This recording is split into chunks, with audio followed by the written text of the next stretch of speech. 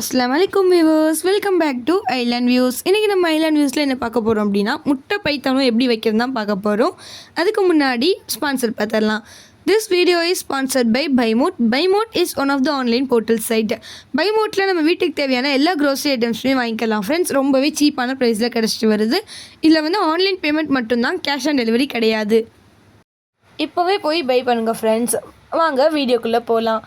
இப்போ பைத்தானை வைக்கிறதுக்கு ஃபர்ஸ்ட் வந்து பீக்கங்காயை கட் பண்ணி வச்சுக்கோங்க. பீக்கங்காயை சேர்த்துக்கலாம். நம்ம வந்து இன்றைக்கி மண்பானையில் தான் செய்கிறோம்.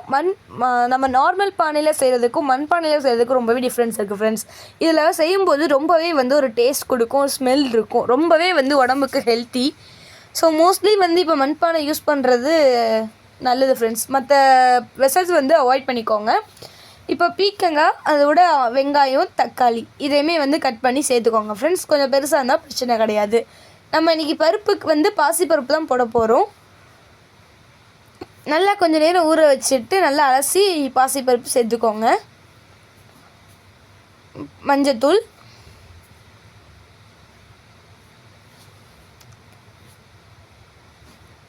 சீரகத்தூள். மஞ்சத்தூளும் சீரகத்தூளும் ரொம்பவே இம்பார்ட்டண்ட்டு பைத்தானத்துக்கு. இப்போ வந்து கல்லுப்பு சேர்த்துக்கோங்க. கல்லுப்பு தான் வந்து ரொம்பவே நல்லது பொடி உப்பை விட. அதனால் கல்லுப்பே சேர்த்துக்கோங்க ஃப்ரெண்ட்ஸ். கருவேப்பிலை சேர்த்துக்கோங்க. மல்லி இலை, புதினா இலை. புதினா கூட தேவையில்லை, மல்லி இலை சேர்த்துக்கோங்க. கொஞ்சம் நிறையாவே வந்து சேர்த்துக்கோங்க. ஏன்னா இது வந்து ரொம்ப ஒரு மாதிரி சப்புன்னு இருக்கும். அப்போ இதோட ஃப்ளேவர்லாம் வந்து இருக்கும்போது கொஞ்சம் டேஸ்ட் கொடுக்கும். தண்ணி சேர்த்து மூடி வச்சுக்கோங்க ஃப்ரெண்ட்ஸ். நல்லா கிண்டி விட்டு மூடுங்க.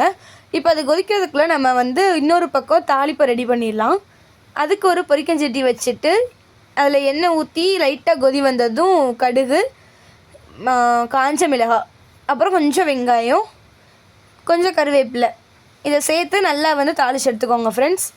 தாளிப்பு எப்பவும் போல் அதே அளவில் தாளித்தாலே போதும் தான். இப்போ அந்த பக்கம் கொதித்ததும் நம்ம வந்துட்டு நல்லா கிண்டி விட்டு தேங்காய் பால் சேர்த்துக்கலாம். அரைச்சி விட்டு தேங்காய் பால் தான் சேர்க்கணும்னு இல்லை, அதை அப்படியே வடிகட்டாமே சேர்த்துக்கோங்க. நல்லா நைஸாக அரைச்சி செய்யுங்க. அப்போ தான் வடிகட்டாமல் சேர்த்தா நல்லாயிருக்கும். இப்போ முட்டை ஊற்றிக்கிறலாம். முட்டை வந்து உடச்சி தான் ஊற்றுறோம். நான் வந்து இன்றைக்கி ஒரு 5 முட்டை சேர்த்துக்கிட்டேன்.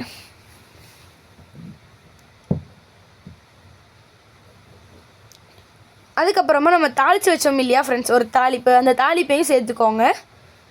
சேர்த்துட்டு நல்லா கிண்டி விட்டுருங்க. அவ்வளோதான் ஃப்ரெண்ட்ஸ். இன்னையோட லன்ச் வந்து பார்த்துடலாம். இன்றைக்கி வந்து சோறு,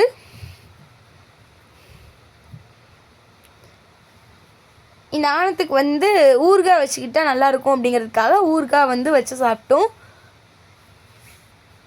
அப்புறம் முட்டை பைத்தானம், அப்பளம், இதெல்லாம் தான் ஃப்ரெண்ட்ஸ் இன்றைக்கி நம்ம வீட்டில் வந்து லன்ச்சு. இன்றைக்கி வந்து பொங்கல். எல்லாருமே வந்து நல்லா சந்தோஷமாக பொங்கல் கொண்டாடுங்க ஃப்ரெண்ட்ஸ். ஹாப்பி பொங்கல். உங்கள் வீட்டில் என்ன லன்ச் அப்படிங்கிறதையும் கமெண்ட் பண்ணுங்கள் ஃப்ரெண்ட்ஸ். தேங்க்ஸ் ஃபார் வாட்சிங். Bye viewers.